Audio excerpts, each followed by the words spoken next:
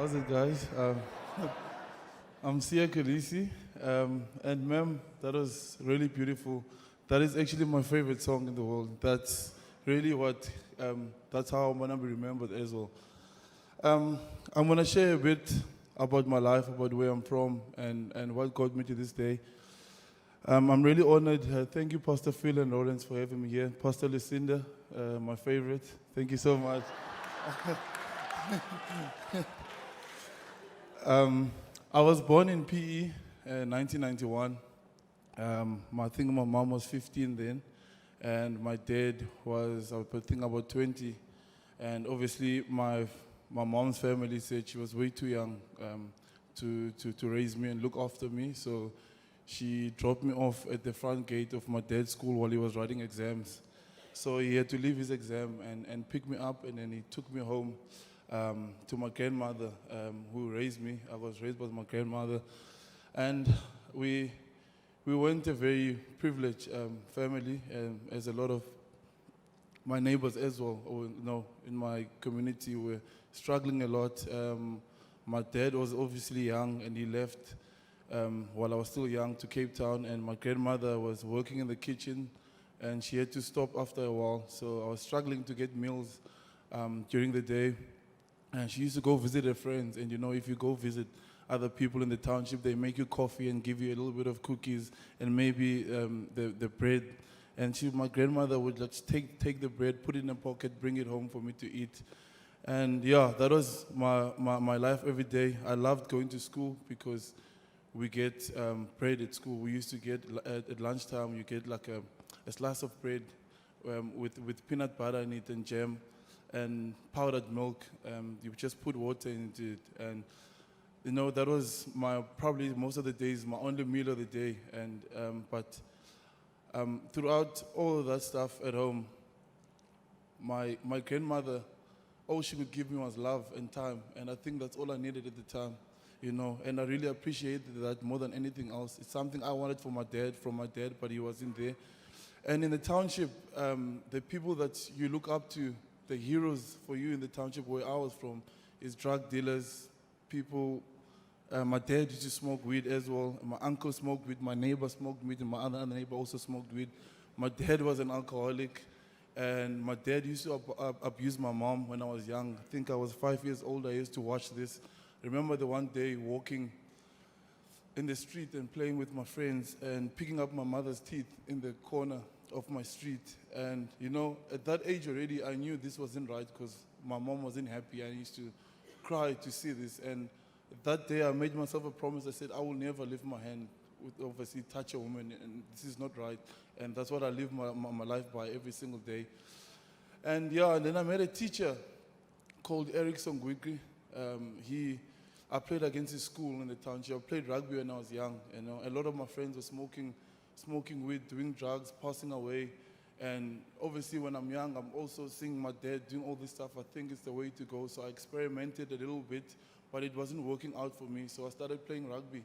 And my dad also played rugby. And every single day I would go to school, do my homework at school, finish it, then go to training, get home. If there's a meal, I'll eat, or just go straight to bed. My grandma used to make me sugar water in a big jar, and I would drink it. And she would tell me, when you wake up, you'll be like, in the morning you'll be fine. Then I would sleep, wake up, no hunger during the night. I sleep through the night, and I piss my bed every now and then she smacks me. So that kept me going.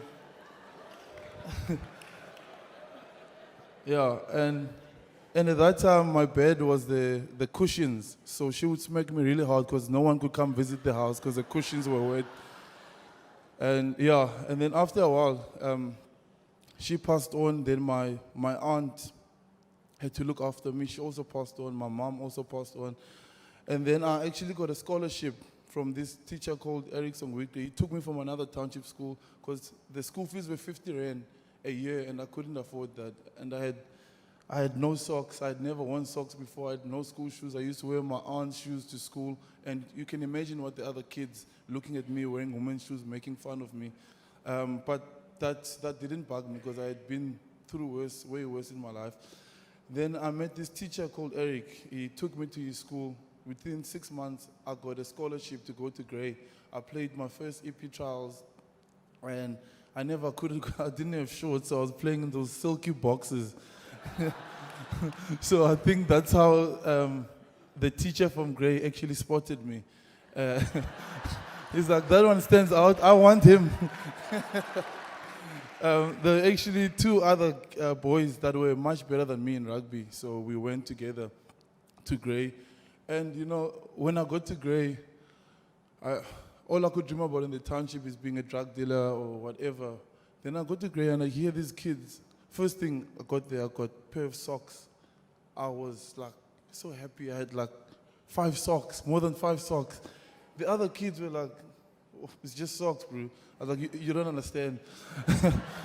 And then I got a bed, my own bed. Like I could sleep on a bed, and like all these other kids are like, I'm like, dude, this is special for me, you know.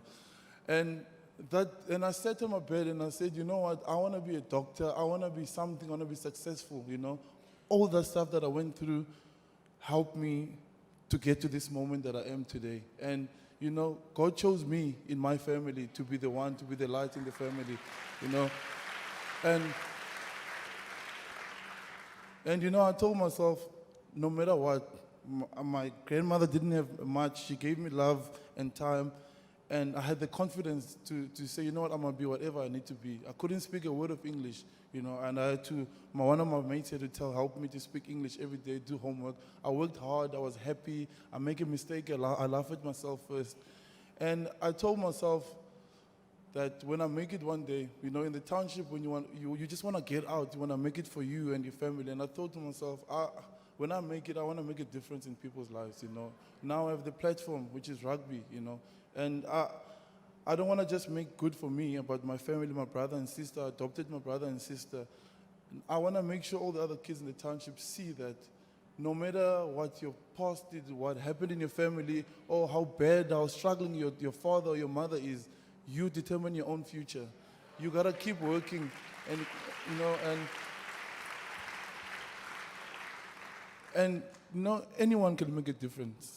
Anyone, it can be a teacher, whatever you do, it's all about making the difference, even in that one person next to you. It's not about the big crowd at the end of the day. That takes care of after each other. I take care of you, you can take care of the next person, it just spreads out like that. And I think most of the time we are afraid, we don't think we deserve all of this stuff. I think no matter who you are, where you're from, you can be whatever you want to be. Just believe and be confident and just say yes to God, because He's got the plan already for you. That's what I do every day. When I wake up in the morning before I play, I thank God for all the blessings. I ask forgiveness for any sins that I've caused. And then I let Him and tell Him, take over when I go to this field. Before I go warm up, I walk off the field, I ask the Holy Spirit to be present, you know, amongst us on the field with all the Christian brothers I have in my team. Then I go in the changing room and I pray and I tell God, just take over my body, do your work through me. I'm saying yes.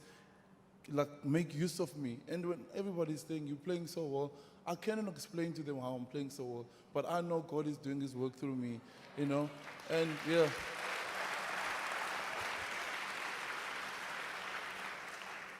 And that's my dream every day, to inspire people by the way I play, help as many people as I can. I donate to my school in the township, give them jerseys. I can't do everything, but with the little that I can, it makes a difference and put a smile in someone's face. So that's what I'll keep on doing. And I encourage every single one of you, no matter what you do, where you're from, you can make a change. No, it doesn't matter how small it is. Thank you, guys.